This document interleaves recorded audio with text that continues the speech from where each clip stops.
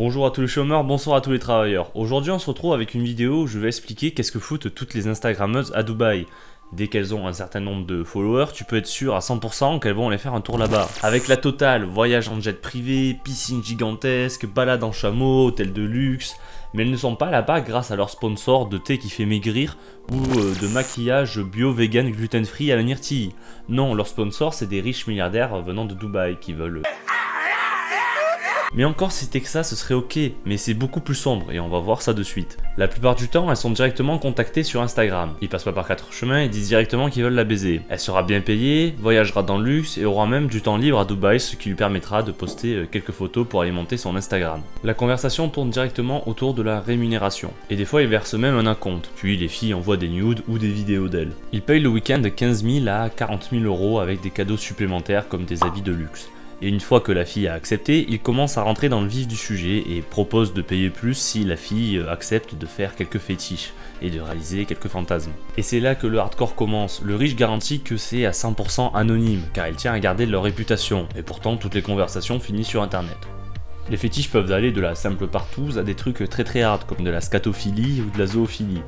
Et si tu acceptes à peu près tout ce qu'ils te demandent, tu te rapproches rapidement du million, vu que les filles négocient à chaque nouveau délire. Et généralement elles acceptent en se disant que c'est simplement un mauvais moment à passer, ce qui est faux car je pense que tu ressors de cette expérience traumatisée. Le site Tax de Sponsor, que je mettrai en description, référence plein de conversations d'instagrammeuses avec des riches des Émirats en train de négocier leur contrat de... Et je vais lire quelques extraits de discussion, pas en entier car il y a des passages pas très intéressants, pour que vous compreniez à peu près dans quel délire ces filles s'embarquent. Donc voici la discussion d'une instagrammeuse espagnole, après avoir plus ou moins négocié avec un prince saoudien une rencontre à Ibiza pour 10 000 €.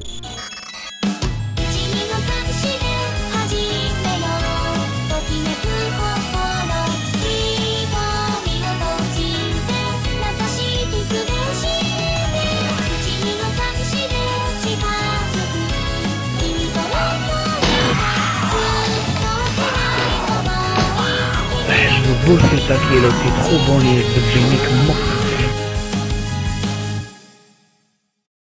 Est-ce que tu viendras avec des amis ou d'autres filles? Peut-être, je ferai venir d'autres femmes, j'en connais pas mal.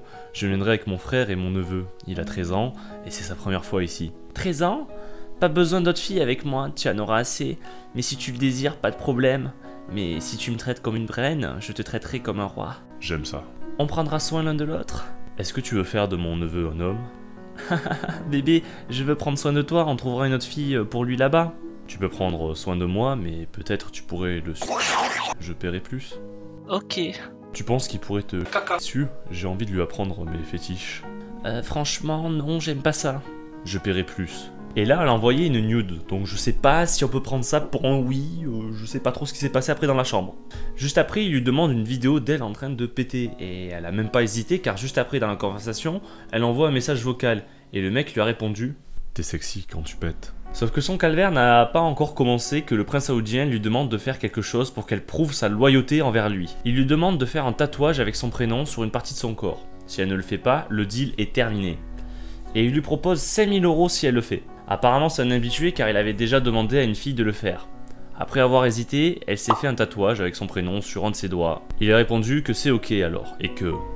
Il me tarde que tu me pètes dessus. Tu vois à peu près là où on se situe sur l'échelle de la dignité, hein. La Dendas se fait tatouer comme du bétail pour se faire...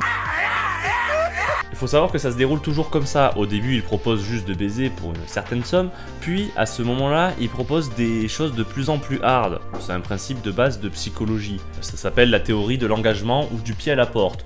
Tu as du mal à refuser quelque chose quand on t'a déjà demandé un truc. Par exemple, si tu prêtes ta tondeuse à ton voisin un week-end et qu'il te la redemande le week-end d'après, tu auras plus du mal à refuser. Et pour les demandes, s'il avait directement commencé en disant « Bonjour ma chère, ça te dirait de coucher avec moi et mon neveu de 13 ans et de te faire chier dessus pour de l'argent ? Si tu acceptes, tu dois te faire tatouer mon nom quelque part sur ton corps. » Mais vu que les demandes se sont fait crescendo et à chaque fois après qu'elle a accepté un truc, elle a du mal à refuser les suivantes. Pour celle-ci, au début, c'était juste du sexe, puis ça s'est transformé en scatophilie, puis après elle devait coucher avec son neveu de 13 ans. Puis ce neveu devait lui chier dessus.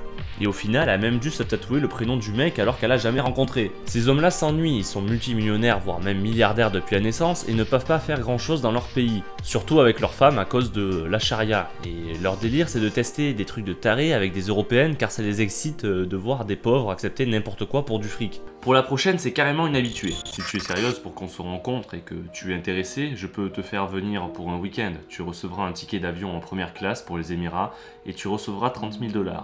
Il faut que ça reste confidentiel, donc pas de photos avec moi. Bien sûr, je suis sérieuse, je peux venir ce week-end. Tu sais pourquoi je veux te rencontrer. Je ne suis pas stupide et tu es vraiment beau, ça m'intéresse encore plus. Est-ce que tu as WhatsApp pour qu'on en parle dessus? Salut, donc c'est bon, tu es disponible ce week-end? Plutôt le prochain. Ok, donc il va falloir que tu m'envoies un ticket d'avion pour samedi prochain. Alors depuis Paris. Oui, je peux faire ça. Est-ce que tu es ok pour du sexe anal et... mon chameau? Attendez, stop. Quoi? J'ai des goûts très particuliers. Tu n'y comprendras pas. Alors initiez-moi.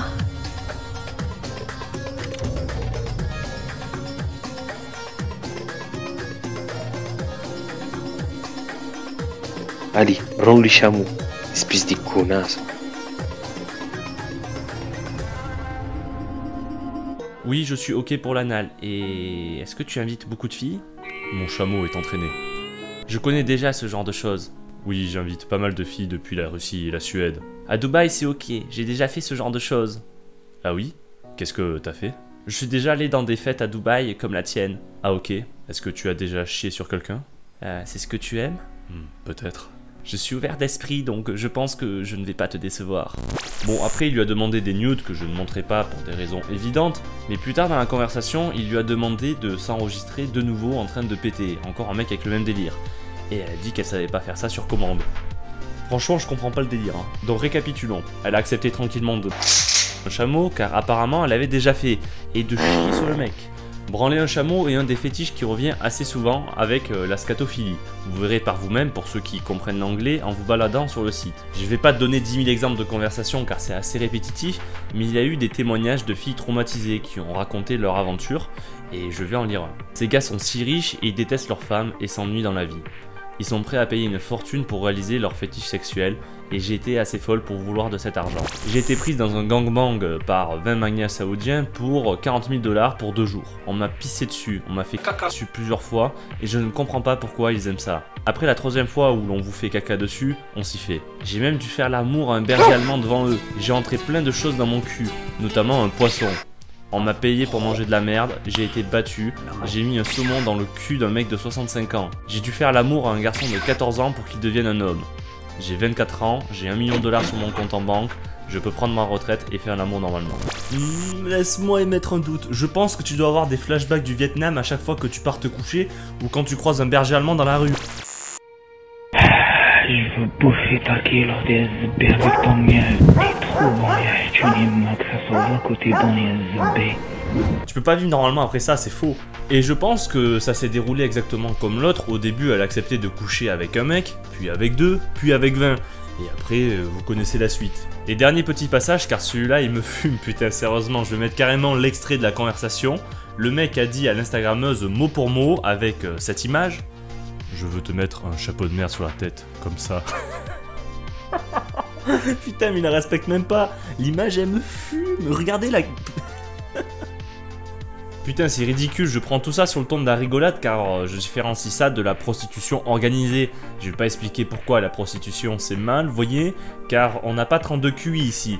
Mais là c'est différent et c'est pour ça que j'en rigole. C'est juste des dendas attirés par le fric, rien ne les oblige à faire ça à part l'argent. Je ne les plains pas, c'est elles qui ont décidé de mettre un prix sur leur dignité.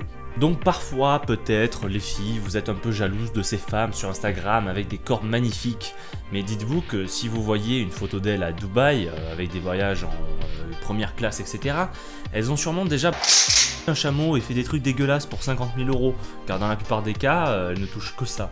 Il n'y a que dans les cas très extrêmes, comme le témoignage, où elles partent avec 1 million $. Et encore, je doute un peu du chiffre, car d'après moi, elle est un peu mytho pour faire cause. Ouais, mais pour 1 million, ça va, non? Non, ça va pas? Et elle est où l'égalité des sexes, là? Nous, les hommes, on n'est jamais contactés pour faire des trucs du genre pour de l'argent. Enfin, ça m'intéresse absolument pas, mais peut-être des mecs sont intéressés. Et vous connaissez peut-être des potes comme celui à votre droite qui est un peu hétéro-curieux et qui aimerait se faire de l'argent facilement. Bref, si cette vidéo vous a plu, n'hésitez pas à mettre un pouce bleu, à partager la vidéo et à vous abonner. Et si elle vous a excité, vous êtes un détraqué sexuel. Bon, sinon on se retrouve une prochaine fois pour une nouvelle vidéo. Bonne journée à tous les chômeurs, bonne soirée à tous les travailleurs. Salut mes potes. Ici, rien qu'ici, on récolte la moitié du sel français. Et il est bon, hein.